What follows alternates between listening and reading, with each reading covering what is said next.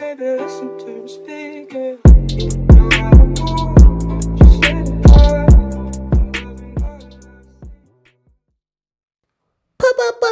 Pop persuade. Hello everybody.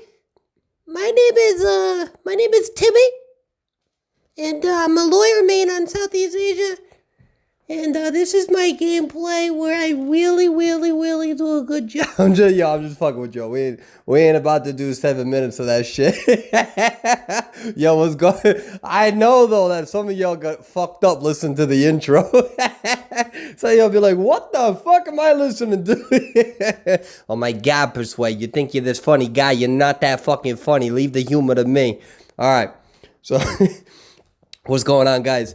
Lawyer, S-tier rescuer? Can we get a guide out there? I think we should do it. And of course, I'm being hyperbolic, obnoxious, dramatic, theatrical, but that is what we do because all of you and of course this channel, we are fucking fabulous. That's why it's not our job to always be as good looking as what we are. Anyways, I wanted to show an example of how lawyer can come in clutch in a way where, you know, obviously I do this all the time. I show footage of, you know, kites, rotations, things like that, right? But what about just a regular match? Where does lawyer really come in handy? And this is going to be a typical match where I feel like it highlights a strength of lawyer on a level where you can see the real life results of it. So something to bear in mind, this is in Southeast Asia. Definitely hit me up, boo-boos. I'll play with you. I just remember I get really intense. The thing is with lawyer is that once you finish your first cipher, all right, and you have your map still, your decoding goes to 120%, which really increases decoding speed pretty significantly. And when you compare the top three just regular decoding speeds, he's really kind of in third place. You got Mind's Eye, technically you got Mechanic at 125, and then you have lawyer. And then, you know, there's also characters such as prisoner, which adds an even more, you know, complicated element depending on your gameplay. And in this situation, the hunter is doing a pretty damn good job, was able to find two of the survivors, chip them. You know, we're in a pretty, you know, rough situation. And you can see that I already finished one of the first ciphers. So right now I'm decoding at 120%. And there's a reason why this is kind of important. So we see that the rest of the team is doing a really good job at trying to rescue and harass this hunter and to do the best that they can. Perfumer actually does what I would consider more of a pro move here. The only thing that should have been done is that you kind of want to move when you're a perfumer against a bloody queen. And you just got to predict that the hunter is going to go, like, let's say to your right, and then you move right, and then you move left, and that's how you can prevent a skinny character like Bloody Queen from entering that door. So it's not atypical for somebody to stand to the left, right, of that door, like in the doorway, and then as Bloody Queen is walking to the right, you move right and you prevent them. And you're going to see how I use my character to block Bloody Queen a little bit later. So because of that accelerated decoding, okay, we are now almost at 3 ciphers.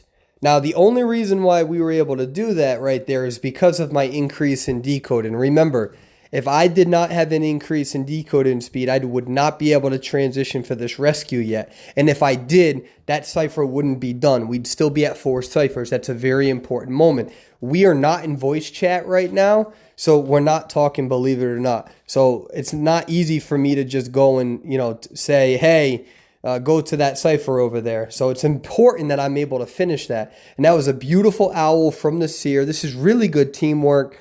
And you see that I'm really juking back and forth.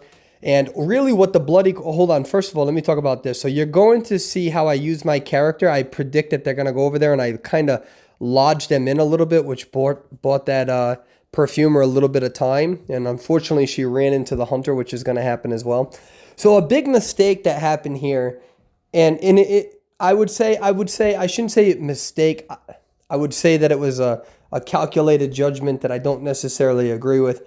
Is that Bloody Queen, what she did is instead of focusing on one survivor on the rocket chair to really make sure they go down, the first survivor was able to get away, and then she wanted to prevent me from going to the next rocket chair, but Bloody Queen's not an anti-rescuer.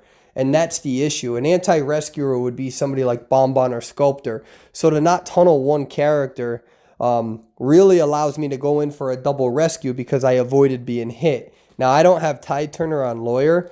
And so really what I'm trying to do is I'm allowing her to hit me to really buy extra time. I'm pretty much just like a mechanic doll at this point.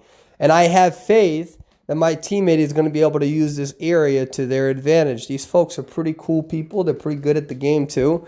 And these are supporters of mine, so I want to give you all a shout out. Thank you so much for playing with me. It's always an honor to be able to play with supporters, and they'll tell you I get fucking intense. I get so insane with the game. So anyone who can tolerate me, I appreciate that.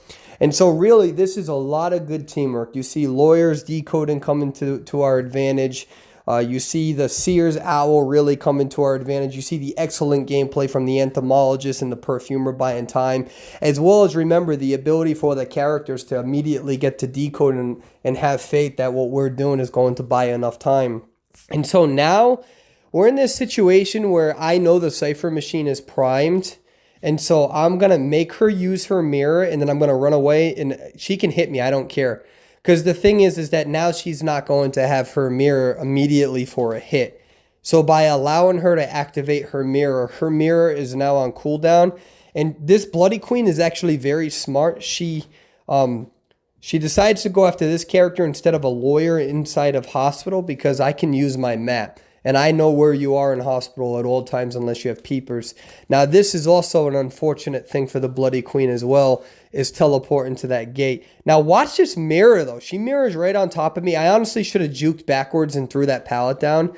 But I fake Volton. That's what I'm doing. You could see my character running into it, and Bloody Queen thought I was going to hop that window.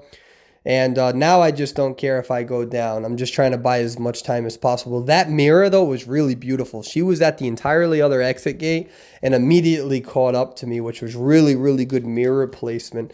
Anyways, this is showing how Lawyer can be used on a more destructive route with that decoding element where once you go to 120%, it can really help you get a cipher down, especially if you have harassers on your team.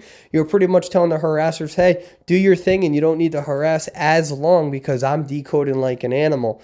And that's really one of the strong points of Lawyer. I'm not saying he's that great of a character, but it's definitely a strong point. You all have a beautiful day now. Thank you for watching. Bye.